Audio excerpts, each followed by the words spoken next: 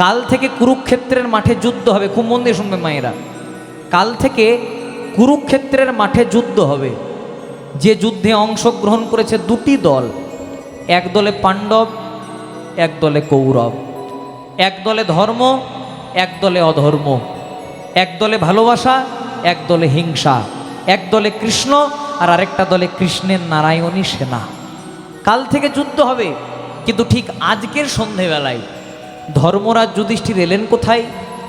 শতপুত্রের মাতা গান্ধারী জননীর কাছে। যেই না গান্ধারীর কাছে এলেন, গান্ধারী সবেমাত্র মাথায় ঘোমটা দিয়ে তুলসী তলায় প্রদীপ দিচ্ছে। আর যেই না তুলসী তলায় প্রদীপ দিচ্ছে, হঠাৎ দূর থেকে একটা আওয়াজ ভেসে এলো, জেঠিমা, ও জেঠিমা। যেই না জেঠিমা জেঠিমা ডাকটা শুনেছে, আজকে গান্ধারী বলে উঠল, তুই কে বাবা? এই সন্ধেবেলায় আমায় অম্লান বদনে জেঠিমা জেঠিমা বলে ডাকলি, বল বাবা তুই কে? ধর্মরাজ যুধিষ্ঠির বলেন, কেন মা তুমি আমায় চিনতে পারছো না? কেন তুই কে? আমি কে জানো? আমি হলাম তোমাদের যুধিষ্ঠির। গান্ধারী যেই না যুধিষ্ঠির নামটা শুনেছে, তখন বলছে, হ্যাঁ রে বাবা যুধিষ্ঠির, কাল থেকে আমার 100টা ছেলের সঙ্গে তোদের যুদ্ধ হবে। মানে তোরা আমার পুত্রের শত্রু। এক শত্রু হয়ে আরেক শত্রু বাড়িতে আসতে সন্ধেবেলায় লজ্জা করে না? ধর্মরাজ যুধিষ্ঠির বললেন, জেঠিমা, আজ না হয় পরিস্থিতির চাপে আমি তোমার শত্রু, কিন্তু তুমি কি বলতে পারো প্রকৃতই কি আমি তোমার শত্রু? ছলনা করিস না বাবা। ও বুঝে গেছি, তোদের দলে তো কৃষ্ণ আছে। কৃষ্ণ বুঝে গেছে আমার 100টা ছেলের সঙ্গে তোরা যুদ্ধে পেরে উঠবি না, তাই আগের থেকে ভালোই ভালোই রাজ সিংহাসন চাইতে পাঠিয়েছে, রাজ ঐশ্বর্য চাইতে পাঠিয়েছে। আজকে ধর্মরাজ যুধিষ্ঠির হাত দুটিকে জোড় করে বললেন, জেঠিমা, রাজ সিংহাসন চাইতে আসেনি গো। কেন? কারণ যার হৃদয় সিংহাসনে সদা সর্বদা গিরিধারী গোপীনাথ বিরাজ করে, তার কি কোনোদিনও জাগতিক সিংহাসনের প্রয়োজন হয় মা? আর রাজ ঐশ্বর্য সেটা তো তুমি দূরেই রাখো, কারণ যে রাজ ঐশ্বর্য পেলে মানুষ স্বয়ং পরমানন্দ গোবিন্দকে ভুলে যায়, ভুলে যায়। সে রাজ ঐশ্বর্যও চাইতে আসি নাই। তাহলে কেন এসেছিস? বলছে, শোনো মা, তুমি শুধু আমাকে একটাই আশীর্বাদ করো। কাল থেকে কুরুক্ষেত্রের মাঠে যুদ্ধ হবে। কোন দল যে জিতবে, কোন দল যে হারবে কেউ জানে না। কে যে বাঁচবে, কে যে মরবে তাও কেউ জানে না। কিন্তু জেঠিমা, কাল থেকে কুরুক্ষেত্রের যুদ্ধ চলতে চলতে আমি যুধিষ্ঠির যদি কোনোদিনও মারা যাই, আর আবার যদি কোনোদিনও মনুষ্য জন্ম নিয়ে পৃথিবীতে আসি, আমি যেন গোবিন্দের চরণ ধরেই থাকতে পারিনি। তাই গৌর প্রেমানন্দে হরি হরি বল।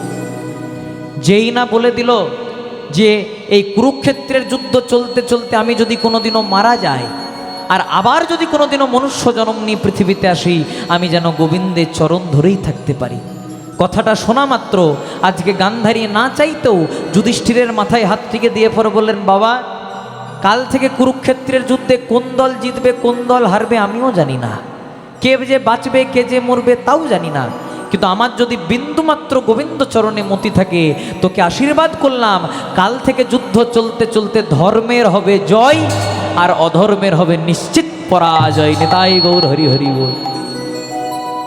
যেই না কথাটা বলে দিল, আড়াল থেকে ভগবান শ্রীকৃষ্ণ হাততালি দিতে দিতে বলেন, বা যুধিষ্ঠির, কুরুক্ষেত্রের যুদ্ধ হলো না, তার আগে রেজাল্ট আউট করে দিলে, তোমরা জিতবে ওরা হারবে। কেন? কারণ তারা গোবিন্দকে আশ্রয় করেছিল। আশ্রয় লহিয়া ভজে তারেই কৃষ্ণ নাহি তাজে, বাকি সব মরে অকারণ। যদি গোবিন্দ চরণে একবার সব কিছু পরিত্যাগ করে আশ্রয় নিতে পারেন, একদিন ভগবান জন্ম জন্মান্তরে আপনার চরণের আসে জায়গা নেবে।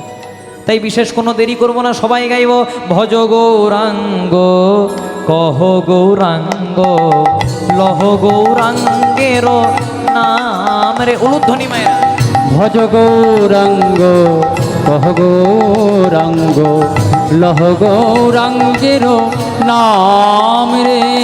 একবার ভজ গৌরাঙ্গ কহ গৌরাঙ্গ লহ গৌরাঙ্গের নাম রে।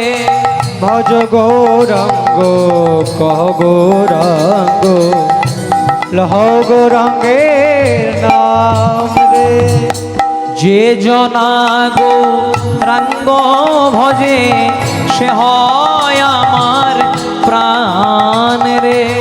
যে জনা গৌরাঙ্গ ভজে সে হয় আমার প্রাণ রে।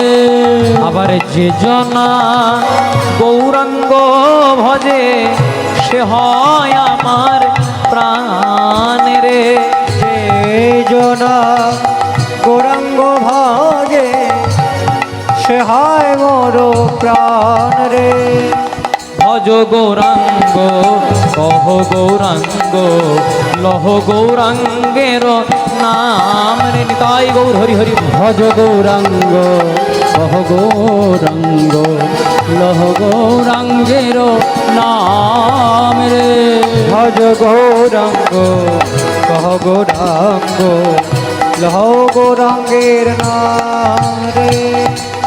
কৃতে যুদ্ধায়তে বিষ্ণু যথায়তে কৃষ্ণ ত্রেতায়ং যজতে মখৈ যজতে মুখৈ তাপরে পরিচর্যায়ং পরিচর্যয়া কলৌ তদ হরি সংকীর্তনা। সংকীর্তন হরের নাম হরির নামৈব কেবল হরের নামৈব কেবল কলো নাস্তেব নাস্তেব নাস্তেব গতির অন্যথা। নাস্তে ভগতি অন্যথা। মানে কলিকালে হরি নাম ছাড়া কোনো গতি নাই, কোনো গতি নাই, কোনো গতি নাই। দেখুন এ খুব সুন্দর মানে আছে। বলেন কৃতে যোদ্ধায়তে বিষ্ণু, মানে সত্যযুগে ভগবানকে পাওয়ার উপায় ছিল ধ্যান করা। সত্যযুগের মানুষ কতদিন বাঁচত? 1,00,000 বছর। যারা শাস্ত্র নিয়ে পড়াশোনা করেছেন আমার সঙ্গে একমত হবেন। সত্যযুগের মানুষের পরমায়ু ছিল 1,00,000 বছর। আর 1,00,000 বছর পরমায়ু ছিল বলে সত্যযুগে ভগবানকে পাওয়ার উপায় ছিল ধ্যান করা। ধ্যান করতে করতে যখন যুগের পর যুগ কেটে যেত, তাও যখন অন্তরে শুদ্ধ প্রেমভক্তি থাকতো তখন ভগবান দেখা দিতেন। তাহলে সত্যযুগে ভগবানকে পাওয়ার উপায় ধ্যান করা। ত্রেতায়ং যাজেতে মুখই, যখন ত্রেতা যুগ এলো, ত্রেতা যুগের মানুষের পরমায়ু কত হলো? 1,00,000 থেকে একটা শূন্য কমে গেল বাবা, মানে 10,000 বছর। ত্রেতা যুগে ভগবানকে পাওয়ার উপায় যাগযজ্ঞ করা। দ্বাপরি পরিচর্যায়ং, যখন ত্রেতা যুগ থেকে দাপর যুগ এলো, দাপর যুগের মানুষের পরমায়ু কত হলো? 10,000 থেকে আরেকটা শূন্য কমে গেল, মানে 1,000 বছর। দাপর যুগে ভগবানকে পাওয়ার উপায় সেবা পূজা করা বা পরিচর্যা করা। তাই দেখবেন আমরা অনেক সময় শুনতে পাই নন্দরানী নন্দরাজা ঘৃত ছানা নবনী মিষ্টান্ন দিয়ে গোপালকে সেবা দিতেন। আর কালৌ তদহরি সংকীর্তনাথ। আর কলিযুগে মানুষের পরমায়ু কত হলো? 1,000 থেকে আরেকটা শূন্য কমে গেল। কত হয় মা? 100 বছর। কিন্তু আমরা 100 বছর বাঁচি কেউ? আমাদের বাংলাতে একটা কথা আছে না, বল বুদ্ধি ভরসা 40 পেরাইলেই ফর্সা। যখনই বাবা 40-50 পেরিয়ে যায়, কোথা থেকে যে সুগার প্রেশার আসে একদম আসা যাওয়ার পথটাকে পরিষ্কার করে দিয়ে চলে যায়। কিন্তু মহাজন বললেন এই আসা যাওয়ার মাঝেও আমাদেরকে কিছু করে যেতে হবে। যেদিন তুমি এসেছিলে ভবে, কেঁদেছিলে তুমি, হেসেছিল সবে, এমন জীবন করিতে হইবে গঠন, মরণে হাসিবে তুমি, কাঁদিবে ভুবন। তারপরে পরিচর্যায়ং কালৌ তদহরি সংকীর্তনাথ। সত্যযুগে পাওয়ার উপায় ছিল ধ্যান করা, ত্রেতা যুগে যাগযজ্ঞ, দাপর যুগে সেবা পূজা, আর কলিকালে ভগবানকে পাওয়ার একটাই উপায়। 4 যুগে 4 ধর্ম জীবের কারণ, আর কলিযুগের ধর্ম কেবল হরি নাম। নাম সংকীর্তন। কোনো উপোস লাগবে না, কোনো যাগযজ্ঞ লাগবে না, কোনো সেবা পূজা লাগবে না, দিনান্তে শুধু একবার ভগবানের নাম আস্বাদন করতে হবে। তাই এখানের গৃহকর্তা আপনাদের জন্য এত সুন্দর একটা হরিবাসরের আয়োজন করেছেন। আপনি যদি একটা 10 তলা ঘর তৈরি করেন, তাতে 5টা মানুষ আসবে, কিন্তু 2-3 দিন পর আসা যাওয়া বন্ধ করে দেবে। কিন্তু আপনি যদি বছরে একবার কীর্তন করিয়ে দিতে পারেন, আপনি মারা যাওয়ার পর সবাই বলবে ওই মানুষটা ছিল বলেই কীর্তনটা হতো, ওই মানুষটা ছিল বলেই মন্দিরটা হয়েছিল। তাহলে এটা কিন্তু আমাদের কর্মের দ্বারা প্রচার পাই। কর্ম যেমন করবেন ফল কিন্তু তেমনই পাবেন। যদি আপনি সৎকর্ম করেন তাহলে সৎ ফল পাবেন, আর যদি খারাপ কর্ম করেন তাহলে খারাপ ফল পাবেন। কারণ কৃষ্ণ ভজিবার তরে সংসারেতে আইনু, মিছে মায়াই মত্ত হয়ে বৃক্ষ সম হইনু। এই মানব জন্ম পাওয়ার আগে আমরা কতবার জন্মগ্রহণ করলাম জলজ প্রাণীতে। এই মানব জন্ম পাওয়ার আগে আমরা কতবার জন্মগ্রহণ করলাম জলজ প্রাণীতে। খুব মন দিয়ে শুনবে মায়েরা, জলজ প্রাণী মানে সাপ হলাম, ব্যাঙ হলাম, কুমির হলাম, মাছ হলাম, কিন্তু মুক্তি পেলাম কবে? তোমাদের সকলের বাড়িতে আছে, তোমরা সন্ধেবেলায় বাজাও, কি নাম? শঙ্খ বা শাঁখ। যেদিন আমরা শঙ্খ রূপে বা শাঁখ রূপে জন্মগ্রহণ করলাম, আর শঙ্খটাই আমার গোবিন্দ সেবাই বেজে গেল, বেজে গেল, সেদিন আমাদের জলজ প্রাণী হতে মুক্তি হয়ে গেল। মুক্তি হয়ে গেল। তারপর কতবার জন্মগ্রহণ করলাম আমরা উদ্ভিদ রূপে, মানে গাছপালা রূপে, আম গাছ, জাম গাছ, কাঁঠাল গাছ, পেয়ারা গাছ, অনেক গাছ হলাম, কিন্তু মুক্তি পেলাম কবে? যেদিন আমরা তুলসী বৃক্ষ রূপে জন্মগ্রহণ করলাম। গোবিন্দকে সেবা দিতে কি লাগে? একটি তুলসী পাতা আর একটু গঙ্গার জল। মহাজন বললেন, তোমার বাড়িতে যদি তুলসী পাতা নাও থাকে তাহলে মন তুলসী, মানে মনটাকে তুলসীর মতো পবিত্র করতে হবে। আর জল তো ভগবান দিয়েই দিলেন, দক্ষিণ নয়নে গঙ্গার জল, বাম নয়নে যমুনার জল। এই দুফোঁটা নয়ন জল দিয়ে যদি একবার ভগবানের চরণে দিতে পারেন, ভগবান তাকে জন্ম জন্মান্তরে কৃপা করবে। ব্যাংকে টাকা রাখলে যেমন টাকার সুদ পাওয়া যায়, আপনি যদি বাবা ব্যাংকে টাকা রাখেন, 1 মাস 2 মাস 3 মাস 1 বছর পরে হলেও টাকা সুদ পাওয়া যাবে। তেমনি ভক্তির ব্যাংকে যদি হরি নামের টাকা রাখেন, যেদিন আপনার সুদের সময় হবে, পরমানন্দ গোবিন্দ আপনার হাত থেকে ধরে এপার থেকে ওপারে নিয়ে চলে যাবেন। তাই গৌর প্রেমানন্দে হরি হরি। তাহলে আমরা অনেক রকমের উদ্ভিদ হলাম, কিন্তু যেদিন আমরা তুলসী বৃক্ষরূপে জন্মগ্রহণ করলাম, আর তুলসী পাতাটাই আমার গোবিন্দ সেবায় লেগে গেল, লেগে গেল, সেদিন আমাদের উদ্ভিদ জন্ম হতে মুক্তি হয়ে গেল, মুক্তি হয়ে গেল। তারপর কতবার জন্মগ্রহণ করলাম আমরা পাখি রূপে, টিয়া পাখি, কাকাতুয়া, ময়না, চড়ুই, অনেক পাখি হলাম, কিন্তু মুক্তি পেলাম কবে? ন্যাশনাল বার্ড, জাতীয় পাখি, কি নাম? ময়ূর। যদি ক্যালেন্ডারে শ্রীকৃষ্ণের ছবি দেখেন বা মন্দিরের ভেতরে শ্রীকৃষ্ণের বিগ্রহ দেখেন, আচ্ছা বলো তো মায়েরা, কৃষ্ণের মাথাতে কিসের পাখা? ময়ূরের পাখা। তো যেদিন আমরা ময়ূর রূপে জন্মগ্রহণ করলাম, আর ময়ূরের পাখাটাই আমার গোবিন্দ সেবাই লেগে গেল, লেগে গেল, সেদিন আমাদের পাখি জন্ম হতে মুক্তি হয়ে গেল। মুক্তি হয়ে গেল। তারপর কতবার জন্মগ্রহণ করলাম পশুরূপে, বাঘ হলাম, সিংহ হলাম, কুকুর হলাম, বেড়াল হলাম, কিন্তু যেদিন হিন্দু সনাতনীর ঘরে আমরা গাভী রূপে জন্মগ্রহণ করলাম, যদি ধরতে যান তাহলে মানব জন্মের চেয়েও পবিত্র জন্ম গাভী জন্ম। যদি বলেন কি করে, গাভীর মলমূত্রটাও গোবিন্দ সেবায় লাগে, সেটা কিন্তু মানুষের লাগে না। তাহলে যার মলমূত্র গোবিন্দ সেবাতে লাগলো সেটা কম দামি জনম? তাহলে গাভীর মলমূত্র গোবিন্দ সেবাতে লাগলো, তথাপি মানব জনম শ্রেষ্ঠ কেন? কারণ গাভী বদন দিয়ে হরি নাম বলতে পারলো না, যেটা ভগবান আমাদেরকে দিলেন এই হরি বলার মতো জনম, মানব জনমে। তাই বারবার করে বলছে, দিন গেলে হা গৌরাঙ্গ, সে বলে একবার রে, দিন গেলে হা গৌরাঙ্গ, যে বলে একেবার রে, প্রভাত কালে হা গৌরাঙ্গ, গৌর হে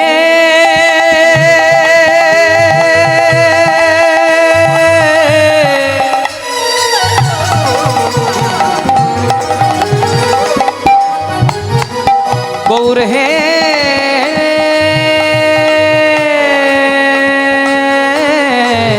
গৌর হে। প্রভাত কালে হা গৌরাঙ্গ, যে বলে একেবার রে, দিন গেলে হা গৌরাঙ্গ, যে বলে একবার রে, দিন গেলে হা গৌরাঙ্গ, যে বলে একেবার রে, সেজন আমার হয়, আমি হই তার, সেজন আমার হয়, আমি হই তার, আবার সেজন আমার হয়, আমি হই তার, আবার সেজন আমার হয়, আমি হই তার। সবাই মিলে লজ্জা ঘৃণা ভয় পরিত্যাগ করে একসঙ্গে হাত দুটি তুলে গাইব, সবাই মিলে একসঙ্গে তালি দিয়ে মায়েরা। ভজ গৌরাঙ্গ, কহ গৌরাঙ্গ, লহ গৌরাঙ্গের নামে রে, হরিব ভজ গৌরাঙ্গ, কহ গৌরাঙ্গ, লহ গৌরাঙ্গের নাম রে, ভজ গৌরাঙ্গ, লহ গৌরাঙ্গ, কহ গৌরাঙ্গের নাম রে, ভজ গৌরাঙ্গ কহ গৌরাঙ্গ লহ গৌরাঙ্গের নাম রে। ভজ গৌরাঙ্গ কহ গৌরাঙ্গ লহ গৌরাঙ্গের নাম রে। ভজ গৌরাঙ্গ কহ গৌরাঙ্গ লহ গৌরাঙ্গের নাম রে। ভজ গৌরাঙ্গ কহ গৌরাঙ্গ লহ গৌরাঙ্গের নাম রে। রাধা কৃষ্ণ এক আত্মা দুই দেহ ধরি অনয়নে বিলাস রসাদন করি সেই দুই এবে কলিতে চৈতন্য গোসাই লীলারস আস্বাদিতে দোহে এক হইলা ঠাই কই ছন রাধা প্রেমা কই ছন মাধুরিমা কই ছন সুখে পহু ঘোর এ তিন বাঞ্ছিত ধন ব্রজে না হইল পূরণ ভাবিয়া দেখিনু মনে রাধার স্বরূপ বিনে এই বাঞ্ছা পূর্ণ কভু নয় রাধা প্রেম গুরু করি রাধা কান্তি বাইরে ধরি তাই নদিয়াতে হইব নদিয়াতে হইব উদয়। কলিকালে যে মহাপ্রভু এসেছিলেন, মহাপ্রভু শুধু কৃষ্ণ ছিলেন না, রাধা কৃষ্ণ দুয়ে মিলে কলিতে চৈতন্য গোসাই। তাই আমরা মহাজনের কথা শুনেছি, কভু রাধা কভু কৃষ্ণ ভাবে বিভাবিত, কেহ না বুঝিতে পারে আমার গৌরাঙ্গ চরিত। মহাপ্রভুর মধ্যে কোনোদিনও দেখা যেত রাধার ভাব, কখনো দেখা যেত কৃষ্ণের ভাব, আবার কখনো দেখা যেত ভক্তের ভাব। কখনো তিনি ধুলায় গড়াগড়ি দিতেন, আবার কখনো তিনি হাত দুটি তুলে আনন্দ করতেন। এ ছিল মহাপ্রভুর ভাব। দেখবেন আমরা অনেকে বলি রাধা কৃষ্ণের সঙ্গে যদি প্রেম ভালোবাসা ছিল তাহলে রাধারানীর সঙ্গে কৃষ্ণের বিয়ে হলো না কেন? আমরা অনেকে প্রশ্ন করি রাধারানীর সঙ্গে যদি কৃষ্ণের প্রেম ছিল ভালোবাসা ছিল তো রাধারানীর সঙ্গে কৃষ্ণের বিয়ে হলো না কেন? এগুলো ভুল কথা। যদি বলেন কেন, আপনারা যদি এখনই আমাকে বলেন তুমি তোমার নিজের সঙ্গে বিয়ে করো, বিয়ে হবে? বিয়ে করতে গেলে একটা নারী তত্ত্ব দরকার, একটা পুরুষ তত্ত্ব দরকার। কিন্তু রাধারানী কোনো সামান্য নারী ছিলেন না, ভগবান তার বাম অঙ্গ থেকে সৃষ্টি করেছিলেন একজন নারী, যার নাম রাধারানী। রাধাকৃষ্ণ আলাদা কেউ নয়, রাধাকৃষ্ণ একজনাই। যদি বলেন প্রমাণ কোথায়? প্রমাণ যদি নিতে হয় আমাদেরকে চলে যেতে হবে দ্বারকাতে। দ্বারকাতে ভগবান শ্রীকৃষ্ণ মহারাজা হয়ে বসে আছেন। ভগবানের এক পাশে রুক্মিণী, এক পাশে সত্যভামা। হঠাৎ রুক্মিণী আর সত্যভামা ভগবান শ্রীকৃষ্ণকে এক বাটি গরম দুধ পান করতে দিয়েছে। আজকে অন্যমনস্ক অবস্থায় কৃষ্ণ দুধটা পান করেছে, ভালো করে লক্ষ্য করেনি গরম, তাই কৃষ্ণের একটু ছ্যাঁকা লেগে গেছে। আমাদের যখন ছ্যাঁকা লেগে যায়, আমাদের যখন বিপদ হয়, আমরা কি বলি? ও মা গো, বাবা গো বলি না? কেউ বলে ও শাশুড়ি গো, ও শ্বশুর গো, কেউ বলে। যদি কেউ বউকে ভালোবাসে তাহলে বলতে পারে ও বউ গো, জয় রাধে। কিন্তু যেই না কৃষ্ণের ছ্যাঁকা লেগে গেল, কৃষ্ণ ও মা গো বাবা গো বলে নাই, কৃষ্ণ বলে দিল হা রাধে। রুক্মিণী সত্যভামা মনে মনে চিন্তা করছে, বিপদের সময় মানুষ যার নামটা উচ্চারণ করে মানুষ তাকে একটু বেশি ভালোবাসে। তাহলে নিশ্চয়ই আমাদের এতজনের স্ত্রীর মধ্যে রাধা নামে কেউ আছে যাকে আমাদের স্বামী একটু বেশি ভালোবাসে। দেখতেই হবে রাধাটাকে, খুব মন দিয়ে শুনবে মায়েরা, চঞ্চল হলে হবে না। এবার রুক্মিণী সত্যভামা কৃষ্ণের যতজনের স্ত্রী ছিল লম্বা লম্বি লাইন দিয়ে দাঁড় করিয়েছে, তুমি আমি রুক্মিণী, তুমি আমি সত্যভামা, তুমি আমি জাম্ববতী, তুমি আমি বসুন্ধরা। এক এক করে সবাই পেরিয়ে গেছে, কিন্তু রাধা নামে কাউকে খুঁজে পাই নাই। চিন্তা করছে রাধাকে পাবো কোথায়। এই দিকে যখন খুঁজছে রাধাকে পাবো কোথায়, তখন দরজার আড়ালে দাঁড়িয়ে একজনা খুব হাসছে। কে হাসছে বাবা? না, যিনি ঝালে ঝোলে অম্বলে সব জায়গাতেই থাকেন। কি নাম? নারদ। এমন কোনো গ্রাম নাই যেখানে এক দুটি নারদ নাই। না না, আপনাদের গ্রামের কথা বলি না, খুব ভালো গ্রাম, জয় রাধে। নারদ মুনি গোবিন্দ বলছে, ও প্রভু, বলছে কি হয়েছে? বলছে রাধার সঙ্গে দেখা করো। বলছে হ্যাঁ, দেখা করি আনো। রুক্মিণীকে সত্যভামা, ও রুক্মিণী, ও সত্যভামা, রাধাকে দেখতে গেলে দ্বারকাতে থাকলে চলবে না, রাধাকে দেখতে গেলে বৃন্দাবনে যেতে হবে। এবার নারদ মুনি তার ঢেকি জানে, রুক্মিণীকে আর সত্যভামাকে চাপিয়েছে, নিয়ে যাচ্ছে বৃন্দাবনে। চলো চলো চলো চলো মনো বৃন্দাবন কি ওর। চলো চলো চলো মনো বৃন্দাবন কি ওর। চলো চলো চলো মনো বৃন্দাবন কি ওর। উলুধ্বনি মায়েরা, চলো চলো মন বৃন্দাবন কি जहाँ विराजे राधा रानी विराजे नंद किशोर। जहाँ विराजे राधा रानी विराजे नंद किशोर। जहाँ विराजे राधा रानी विराजे नंद किशोर। जहाँ विराजे राधा रानी विराजे नंद किशोर। चलो चलो चलो मनो वृंदावन की ओर। चलो चलो मनो वृंदावन की ओर। चलो चलो मन वृंदावन की ओर। प्रेम की रस जहाँ छलके है। प्रेम की रस जहाँ छलके है। प्रेम की रस जहाँ छलके है। प्रेम की रस जहाँ छलके है। प्रेमी प्रीतम की डोर। चलो मनो वृंदावन की। चलो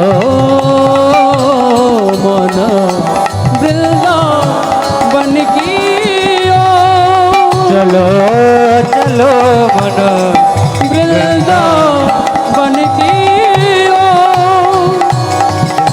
चलो मन वृंदावन की ओर। আজকে রুক্মিণীকে আর সত্যভামাকে আজকে বৃন্দাবনে নিয়ে চলে এসেছে। আর বৃন্দাবনে যেটা যমুনার তট, সেই যমুনার তটে নামিয়ে রেখেছে। আর যেই না যমুনার তটে নামিয়ে দিয়েছে, বলছে এখান থেকে হেঁটে হেঁটে যাও, দেখবে রাধাকে দেখতে পেয়ে যাবে। যেই না কিছু দূর গেছে মা, দেখছে খুব সুন্দরী একজন রমণী, মারাত্মক দেখতে, দারুণ চেহারা, বসে বসে কৃষ্ণ নাম গাইছে। রুক্মিণী সত্যভামা মনে মনে চিন্তা করছে, আহারে কত সুন্দর দেখতে, তাহলে আমাদের স্বামী আমাদেরকে কেন ভালোবাসবে, এত সুন্দর একজন আছে। এইটাই বোধহয় রাধা। প্রশ্ন করছে, হ্যাঁ গো তুমি রাধা? বলছে না, আমি রাধা নই, আমি রাধারানীর একজন সখী, একজন দাসী, আমার নাম ললিতা। তা রাধাকে কোথায় পাবো? বলছে আরেকটু যাও, দেখতে পেয়ে যাবে। যেই না কিছু দূর গেছে, দেখছে প্রথমে যার সঙ্গে দেখা হয়েছিল ওর চেয়ে আরেকটু সুন্দর দেখতে, বসে বসে রাধা নাম গাইছে। হ্যাঁ গো তুমি রাধা? বলছে না, আমিও রাধা নই, আমি রাধারানীর আরেকজন সখী, আরেকজন দাসী, আমার নাম বিশাখা। তাহলে রাধাকে কোথায় পাবো? বলছে এত দূর থেকে যখন এসেছো এত কষ্ট করে, আর একটু যাও, দেখবে দেখতে পেয়ে যাবে। যেই না কিছু দূরে গেছে, দেখছে রাধারানী ধুলাই গড়াগড়ি দিয়ে কৃষ্ণ নাম গাইছে। আর কৃষ্ণ নাম গাইতে গাইতে ধুলাই গড়াগড়ি যাচ্ছে, আর রাধারানীর অঙ্গটাতে না জানি কত ব্যথা পাচ্ছে। রুক্মিণী সত্যভামা মনে মনে চিন্তা করছে, আরে এত সুন্দর দেখতে, ধুলায় গড়াগড়ি যাচ্ছে, আমাদের কতই না কষ্ট হচ্ছে, এইটাই বোধহয় রাধা।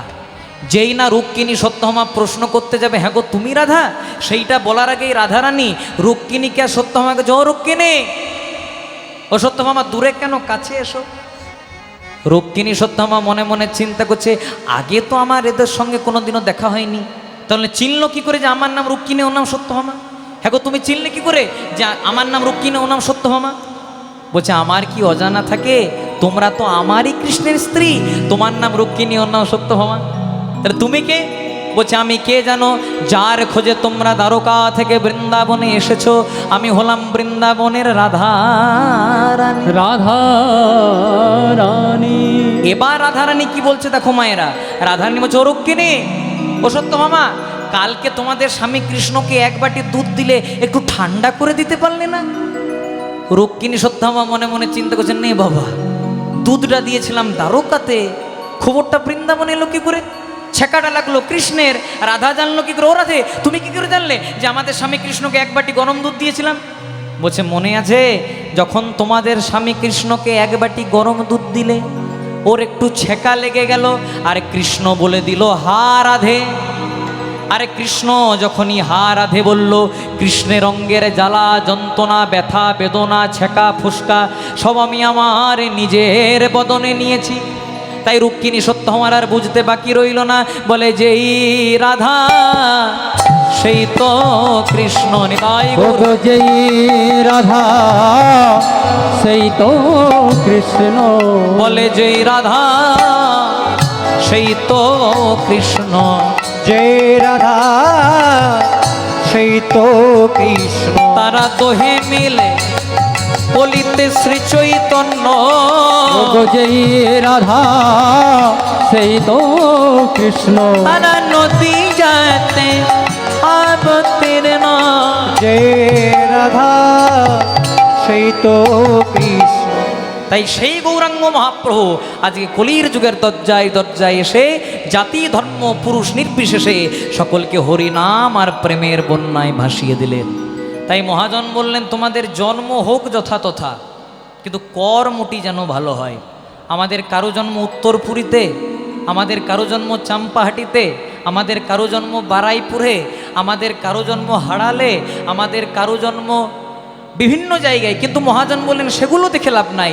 দিনান্তে যেজন একবার গৌরের চরণাশ্রয় করতে পারে, ভগবান তাকে জন্ম জন্মান্তরে কৃপা করে। আচ্ছা বলো তো মায়েরা, কলিযুগের ভগবান চৈতন্য মহাপ্রভু কোথায় জন্মগ্রহণ করেছিলেন? হ্যাঁ, নদিয়া নবদ্বীপে। আপনি আরও কাছে গেছেন, নিম গাছের তলায়। অনেকে বলে নিম গাছের তলায় জন্ম হয়েছিল, তাই নাকি ঠাকুরের নাম নিমাই। সেদিকে যাব না, কারণ নিম গাছের তলায় জন্ম নিলে যদি নিমাই হয়, আচ্ছা বলো তো মায়েরা, জাম গাছের তলায় জন্ম নিলে কি হয়? তাহলে ভাগ্যে ভগবান জাম গাছে আসে নাই, এগুলো আমরা করে দিয়েছি। কথাটা কেন বললাম? কলিযুগের ভগবান চৈতন্য মহাপ্রভু জন্মগ্রহণ করলেন নিম গাছের তলায়। দাপর যুগের ভগবান শ্রীকৃষ্ণ জন্মগ্রহণ করলেন কোথায়? কংসের নির্জন কারাগারে, মানে জেলখানাতে। রামকৃষ্ণ পরমহংসদেব আপনাদের সামনেই দক্ষিণেশ্বরের মন্দির, যিনি দক্ষিণেশ্বরের মন্দিরটাকে জাগ্রত করে তুলেছিলেন, নিজের হাতে শ্যামা কেটো খাইয়েছিলেন, সে রামকৃষ্ণ ঠাকুর কোথায় জন্মগ্রহণ করলেন? ঢেকিশালাতে। মায়ের চালগম কুটতে কুটতে প্রসব যন্ত্রণা হলো, ঠাকুরের জন্ম হয়ে গেল। একবার ভালো করে ভেবে দেখবেন, ভগবান বলছে দেখো, আমাদের এক ভগবানের জন্ম নিম গাছের তলায়, আমাদের এক ভগবানের জন্ম জেলখানায়, আমাদের এক ভগবানের জন্ম ঢেকিশালায়, তথাপি আমরা ভগবান কেন না কর্মটা সেই রকম করে রেখেছি। একটা পদ্ম ফুল কোথায় ফোটে মায়েরা? পাকে। জলের মধ্যে পুকুরের মধ্যে পাক থাকে, তাতে পদ্ম ফুল ফোটে। কিন্তু বলো তো মায়েরা, গোলাপ ফুল কোথায় ফোটে? বাবুদের বাগানে। বাবুদের বাগানে জল পেলো, সার পেলো, কীটনাশক পেলো, উপযুক্ত রক্ষা পেলো, তবে একটা গোলাপ ফুল ফুটলো। কিন্তু তুমি মা দুর্গার পূজাই করো, তুমি কালীর পূজাই করো, তুমি কৃষ্ণ পূজাই করো, তাতে কিন্তু গোলাপ ফুল খুব একটা জায়গা পাই না। জায়গায় পাই কোন ফুল? পদ্ম ফুল। পদ্ম ফুল বলতে চাইলে দেখো, আমার জন্ম বাবুদের বাগানে নয়, আমার জন্ম পাকে, তথাপি আমি মা দুর্গার চরণ পেলাম, গোবিন্দের চরণ পেলাম। কেন না কর্মটা সেই রকম করে রেখেছি। তাই মানুষের দেওয়া কুলোই না, আর ঈশ্বরের দেওয়া ফুরোই না। আর যেজন কৃষ্ণ ধনে ধনী হতে পারে, তার আর অন্য কোনো ধনের প্রয়োজন হয় না। কারণ গোদাবরী নদীর তীরে মহাপ্রভু রায় রামানন্দকে প্রশ্ন করেছিলেন, রামানন্দ, সম্পত্তির মধ্যে জীবের কোন সম্পত্তি গণি? রামানন্দ উত্তর দিয়েছিল, প্রভু, রাধাকৃষ্ণ প্রেমে যার সংসারে সেই তো বড় ধনী। তাই যাদের ঐকান্তিক প্রচেষ্টায়, যাদের আনুকূল্যে, যাদের দানে প্রতিদানে আজকের এই মহতি হরিবাসর, এই বাড়ির গৃহকর্তা খুব সুন্দর একটা হরিবাসরের আয়োজন করেছেন। তাই আমার যদি বিন্দুমাত্র গোবিন্দ চরণে মতি থাকে, উনি যে বড় লোক হবেন এই প্রার্থনা আমি করব না, ওনার জমি সম্পত্তি বাড়বে এই প্রার্থনাও আমি করব না। আমি ভগবানের কাছে প্রার্থনা করি, উনি যেন কৃষ্ণ ধনে ধনী হতে পারেন। তাই গৌর প্রেমানন্দে হরি হরি। তাই ধরলো ধরলো লৌরে কি শরীর প্রেমে, নিতাই ডাকে আই হরি। ধরলো ধরলো লৌরে কি শরীর প্রেম, নিতাই ডাকে আয়। ধরলো ধরলো লৌরে কি শরীর প্রেমে, নিতাই ডাকে আই হরি হরি বল। ধরলো ধরলো লৌরে কিশোরীর প্রেম নিতাই ডাকে যায়। নিতাই ডাকে আই গো তোরা গৌর ডাকে আয়। নিতাই ডাকে আই গো তোরা গৌর ডাকে আয়। নিতাই ডাকে আই গো তোরা গৌর ডাকে আয়। তাই ডাকে আয় গো তোরা গৌর ডাকে যায়। শান্তিপুর ডুবো ডুবো নদে ভেসে যায়, ওই শান্তিপুর ডুবো ডুবো নদে ভেসে যায়। শান্তিপুর ডুবো ডুবো নদে ভেসে যায়। শান্তিপুর ডুবু ডুবু নদে ভেসে যায়। ধরলো ধরলো লৌরে কিশোরীর প্রেমে নিতাই ডাকে আয়। তোমরা ধরলো ধরলো লও রে কিশোরীর প্রেমে নিতাই ডাকে আয়। ধরলো ধরলো লরে কিশোরীর প্রেম নিতাই ডাকে যায়।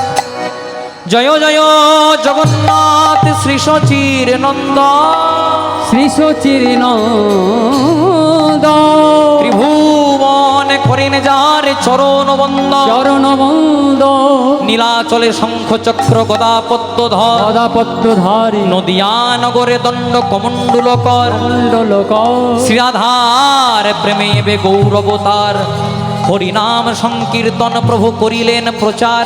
বাসুদেব ঘোষ কহে করি জোড় হাত, যেই কৃষ্ণ সেই গৌর সেই জগন্নাথ। সেই জগন্নাথ